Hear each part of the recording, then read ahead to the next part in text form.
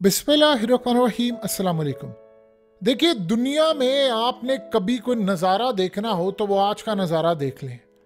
आज यमन के हौसियों ने वो काम कर दिखाया है कि अमेरिका, इसराइल, भारत और यूरोप सारे घुटनों में गिरे हैं, क्योंकि ऐसा हमला इंसानी तारीख में हमने एक दिन में लगातार नहीं देखा। कोई बला, कोई अनहोनी चीज़ कोई इनके हाथ में आ गई है, ये किसी को नहीं बता रहे। कोई ऐसी टेक्नोलॉजी आ गई है कि दुनिया की तमाम नेवी ने इनके आगे घुटने टेके। अब सुनिए ज़रा हुआ क्या। आज इन्होंने जो काम किया है, इन्होंने इसराइल के एक शिप को अरेबियन सी में तबाह किया। अब वहां पर इसराइल और बाकी सारी नेवी की फोर्सेस मौजूद थी। उन्होंने हमला करना चाहा, नहीं करना चाहा, फेल हुए। साथ उन्होंने अमेरिका के ऑयल शिप को रेड सी में तबाह किया। बर्तानिया के शिप को इंडियन ओशियन में, इंडिया की हदूद में घुसकर मारा। और उसके बाद लकी सेलर को मेडिटेरेनियन सी में घुसकर मारा। आप इमेजिन कर लें जरा, एक को मारा रेड सी में, एक को मारा अरेबियन सी में, एक को मारा इंडियन हदूद में, एक को मारा मेडिटेरेनियन सी में। बताएं, इस कायनात में आपको कौन सी ऐसी दूसरी मिसाल मिलती है जिन्होंने दुनिया की तमाम ताकतों को, इनमें से कोई एक मुल्क ऐसा नहीं है जो न्यूक्लियर पावर ना हो। अमेरिका तो खैर सबका बाप है, उसने तो खैर दुनिया के अंदर उधम मचा दिया, वो तो सुपर पावर है। अब सबसे बड़ा मसला ये हुआ है, अमेरिका, इजराइल और यूरोप और इवन के भारत, इन सब को एक बात समझ आ रही है कि ये जो हमला है, ये कोई खतरनाक तरीन टेक्नोलॉजी रूस ने इनको दी है। इन्होंने हमला किया। देखिए, समझे इस बात को।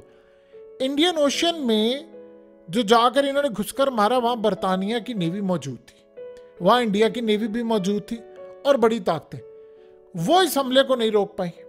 फिर उसके बाद सीन ये हुआ कि मेडिटेरेनियन सी के अंदर जाकर इन्होंने हमला किया, वहां पर भी फोर्सेस मौजूद थी। अब सारे इस बात को देख रहे हैं कि रेड सी के अंदर अमेरिका का जो शिप गया, वहां पे अमेरिका की नेवी थी, वहां पे उनका तमाम चीजें मौजूद थी। अरेबियन सी के अंदर भी, यानी जो इन्होंने जाकर काम किया है, इसराइल का जो शिप तबाह किया है, इसराइल की नेवी भी वहां पर मौजूद थी, बर्तानिया की भी थी, यूरोप की थी, इटली की थी, फ्रांस की थी, जर्मनी की थी। आप नाम लेते जाएं, आपको दुनिया की तमाम चीजें मिलेगी। अब समझ नहीं आ पा रही किसी को, इनको, कि यार ये हुआ क्या है।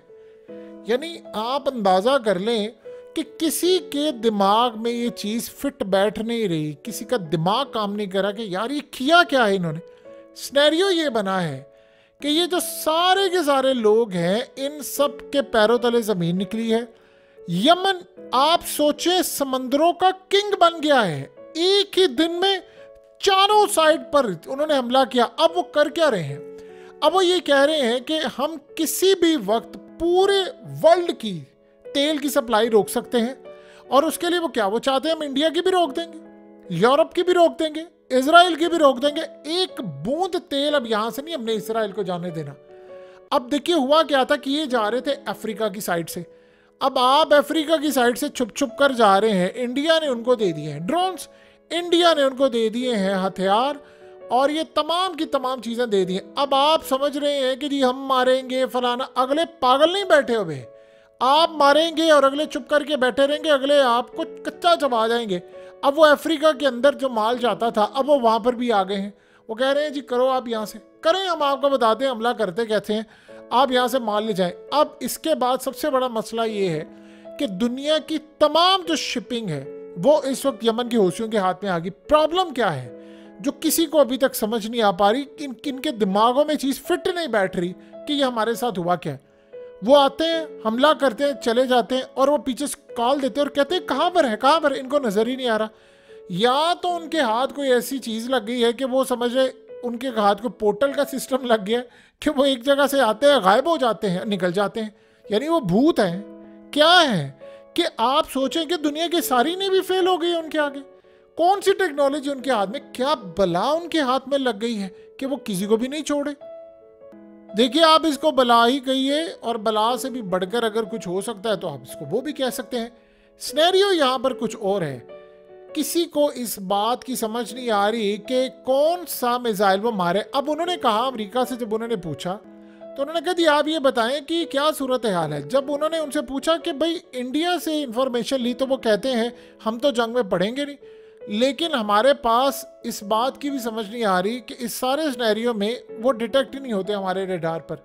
अब आज देखिए कि रूस ने पैगाम क्या दिया है। रूस ने असल में टेक्नोलॉजी ईरान को पास की और वहाँ से यमन के हूथियों को गई, और इस सूरत हाल में उनको ये लग रहा है कि रूस की दी गई टेक्नोलॉजी और चाइना भी इसमें बड़ा रोल प्ले कर रहा है।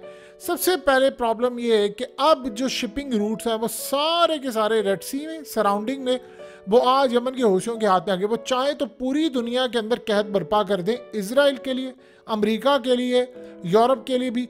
अब सबसे बड़ा मसला पैदा ये हुआ है कि जो इन्होंने, यानी आप ये सोचिए कैसी अजीब सूरत हाल है कि जो इसराइल इस वक्त यानी जो पैट्रियट डिफेंस सिस्टम है और फलाना ये तमाम चीज़ें हैं वो किधर जा रही हैं, कोई काम कर रहा है। इसराइल की नेवी भी वहाँ पर मौजूद थी। अब ये आप सोचें ज़रा कि ये लिबनान पर हमला करेंगे तो वो इससे बढ़कर क्या सरप्राइज देंगे। देखिए पहले क्या हुआ था, स्टार्ट में जब यमन के हूथियों ने हमला शुरू किया तो होता ये था कि अमेरिका पर ये मिसाइल दागते थे, अमेरिका उनको तबाह कर लेता था, हिट नहीं होता था। ये स्टार्ट की बात है, शिप को तबाह कर रहे थे। फिर अमेरिका के एयरक्राफ्ट कैरियर को इन्होंने उड़ा दिया अरबों डॉलर का, फिर वॉरशिप को उड़ा दिया। अब प्रॉब्लम ये है कि वो भाग गए हैं वहां से। देखिए या तो आप वहां पर मौजूद हैं तो आप भी तबाह हो जाते। अब क्या कर क्या रहे हैं, बिलियंस ऑफ डॉलर की आपके पास चीजें हैं। दो अब इन्होंने बातें कही हैं कि जी उनके जो ड्रोन्स आते हैं और उनकी कश्तियां आती हैं हमें वो नजर नहीं आती। वो कहते हैं जी उनके मिसाइल आते हैं वो हमारे रेडार सिस्टम पर बिल्कुल डिटेक्ट नहीं होते। अब उनसे पूछा गया तो बताएं वो फिर इसका सिनेरियो क्या। वो कहते हैं कि जो इनकी कश्तियां आती हैं वो भी समंदर के अंदर डिटेक्ट नहीं होती, वो आने से पहले हमारे रेडार सिस्टम के साथ कुछ ऐसी छेड़खानी करते हैं जिससे ना हमारे रेडार सिस्टम पर उनकी कश्तियां आती हैं, ना उनके लोग समझ आते हैं, ना उनके मामला। हमें इस वक्त कोई सूरत हाल वाज़ह नहीं होती नज़र आ रही। अब आप ये सोचें कि सबसे बड़ा सिनेरियो ये बन गया है कि इंडिया को भी आज एक पैगाम चला गया है। देखिए इंडिया में आपको पता है कि अमेरिका का बड़ा प्रेशर है इन पर जंग के लिए। हिजबुल्लाह ने असल में एक एतराज़ भी उठाया, यानी वहाँ अंडर डिस्कशन। अभी ऑफिशियली उन्होंने कोई बात नहीं की सिवाय इसके कि उन्होंने एक पैगाम इंडिया को दिया है कि आप ये हथियार देना बंद करें। अब सीन यहाँ पर ये हुआ है कि आज पैगाम चला गया है भारत को कि आप अगर अपनी करतूतों से बाज ना आए, आपने इजराइल को यानी हथियार देते रहे। आपको पता है कि आज जब पुतिन ने यह बात कही थी तो उसके बाद हंगामा बरपा हो गया है। उन्होंने कहा कि यूक्रेन में अगर इसराइल ने पैट्रियट डिफेंस सिस्टम की बैटरीज दी तो फिर उसके बाद इनका बुरा अंजाम होगा। अब भारत को चला गया है आज एक पैगाम कि अगर आपने इजराइल को हथियार देना बंद ना किए, क्योंकि अब वो गजा में इस्तेमाल नहीं होंगे, वो लिबनान के खिलाफ इस्तेमाल होंगे, तो हम फिर इंडिया के समंदरों में घुसकर आपको ऑयल का एक कतरा भी नहीं लेने देंगे, ना आपको लेने देंगे, ना ही आपके मुल्क से कोई एक चीज भी बाहर जा सकेगी। अब इंडिया की इकोनॉमी चलती कैसे है कि वो एक्सपोर्ट करते हैं माल। आज उन्होंने इंडिया को बड़ा क्लियर पैगाम दे दिया कि हमने चारों समंदरों में घुसकर मारा है, किसी के बाप की जरूरत नहीं है कि आकर हमें पकड़ सके, हमें कुछ कह सके। हम पूरी तरह तबाह करके सारे का सारा सिस्टम चले जाएंगे। और सबसे बड़ी बात यह है कि पता ये चल रहा है कि बहुत सारे जो हथियार आ रहे हैं वो भी आ रहे थे, यानी हथियार भी इन शिप्स में होते हैं, उनको भी तबाह किया। इंडिया के लिए सबसे बड़ा प्रॉब्लम अब ये बन गया है कि अगर ग्लोबिंग शिपिंग जो ट्रेड है वो यमन के हूथियों ने उड़ा दी तो इंडिया भूखे मर जाएंगे। ये लोग ये कुछ भी नहीं कर सकते, इनके पास ताकत नहीं होगी। अमेरिका अगर लड़ नहीं सकता तो आप क्या लड़ेंगे। तो इंडिया को पैगाम चला गया कि यह आखिरी वार्निंग थी, आप आ जाए लिमिट के अंदर। अगर आप लिमिट में नहीं आएंगे तो फिर हम उसके बाद आपको मुकम्मल तौर पर तबाही की तरफ ले जाएंगे। सो आप अंदाज़ा कर लें कि इसराइल की जो पोजीशन है वो इस वक्त कितनी ज़्यादा वीक हो चुकी है। उनको इस बात का बिल्कुल अंदाज़ा नहीं है इसराइल को कि हम कहाँ पर हैं, हमारा सिनेरियो क्या है, हम क्या कर रहे हैं। सो आने वाले वक्त के अंदर हालात ये बता रहे हैं कि इसराइल इस वक्त मुकम्मल तौर पर पैरालाइज हो चुका है, लेकिन इंडिया भी साथ पैरालाइज हो गया है। अगर इंडिया ने हिजबुल्लाह को हथियार दिए तो पूरी तरह उनके जो शिप्स हैं वो भी तबाह होंगे, उनके कंटेनर्स भी तबाह होंगे, माल ना उनका जाएगा ना आएगा। और सबसे बढ़कर बात यह है कि अमेरिका और बाकी ताकतों को भी आज पैगाम मिल गया है कि एक ही झटके के अंदर ये वो ताकत है जो सबके साथ खेल यानी निपट सकती है। अब इसमें एक मसला आ रहा है कि अमेरिका चाह रहा था, उन्होंने पहले जब इंडिया को कहा था कि आप हमारी हिफाजत करें, इसराइल इन पर दबाव डाले, तो कोई इस पर हाथ डालने को तैयार नहीं है। प्रॉब्लम सबसे बड़ी ये हो गई है कि इसराइल को वो कह रहे हैं कि अब इसराइल में एक गोरीला जो वार है वो शुरू होने वाली है, यानी एक ऐसी जंग शुरू होने। आज देखिए ना कि आज तकरीबन 15 के करीब रॉकेट मारे गए और उनमें से कितने रॉकेट पकड़े गए। प्रॉब्लम ये है सबसे बड़ी कि वो रॉकेट मारे जा रहे हैं हिजबुल्लाह की जानिब से, और वो कह रहे हैं कि अभी हमें ये बात समझ नहीं आ रही कि इस सारे सिनेरियो में सीन क्या चल रहा है। इवन कि आप अंदाज़ा कीजिए कि आज बहुत बड़ी न्यूयॉर्क टाइम्स ने खबर ब्रेक की है कि इसराइल की, देखिए हकीकत टीवी ने क्या आपको ये बात नहीं बताई, इसराइल की आर्मी, उन्होंने कहा उनके जो लीडर है आर्मी चीफ है, वो चाह रहा है कि हम लोग इस वक्त सीज़ फायर कर लें जो गज़ा के साथ है, और इवन के हमास को पावर में लाने के लिए भी तैयार हो जाए। ये आर्मी चीफ ने कहा इसराइल के।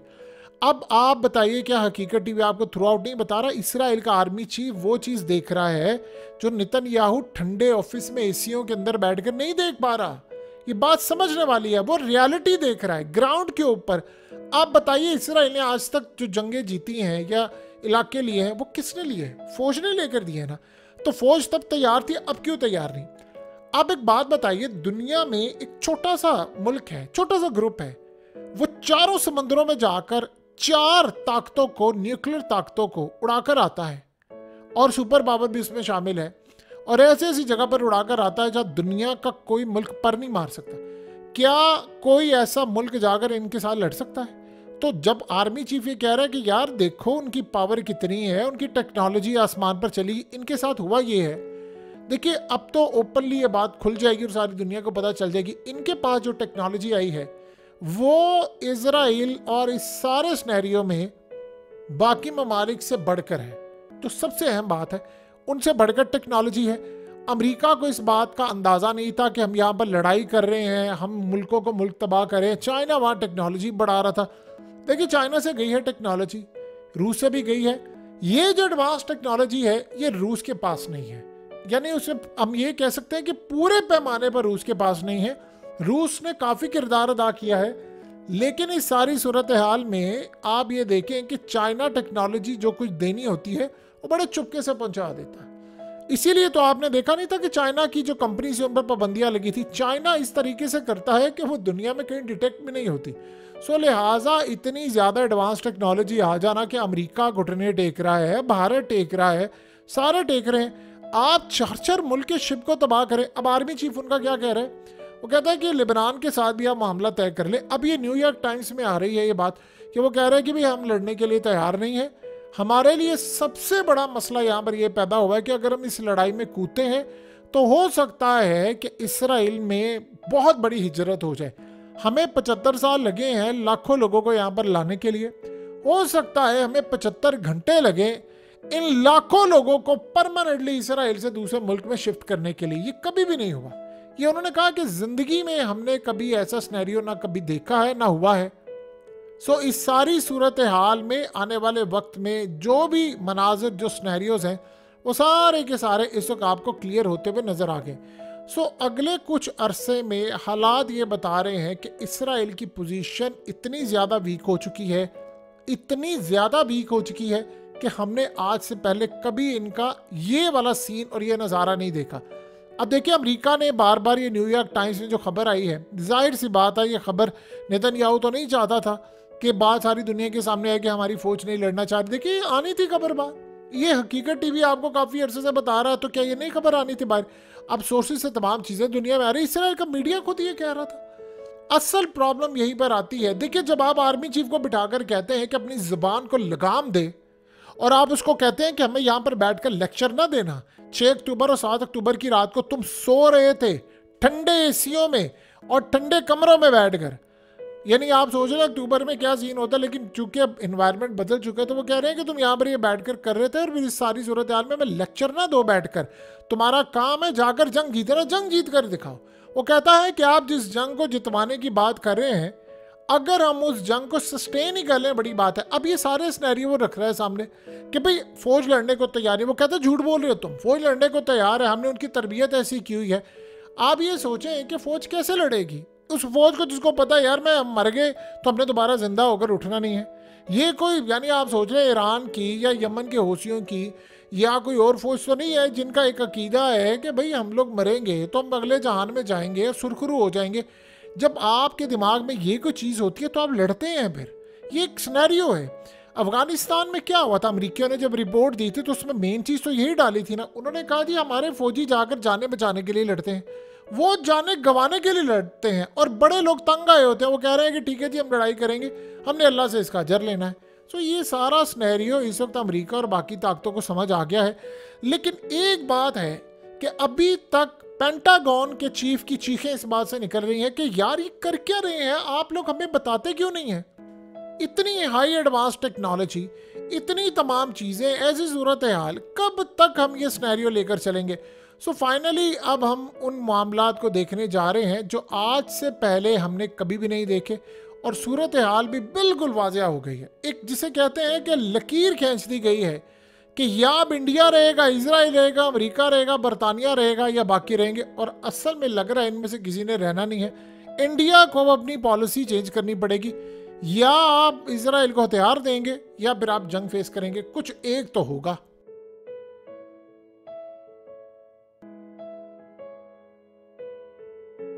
हकीकत टीवी को सब्सक्राइब करना मत भूलें, वीडियो को लाइक करें, शेयर करें और कमेंट सेक्शन में अपनी राय का इजहार जरूर करें।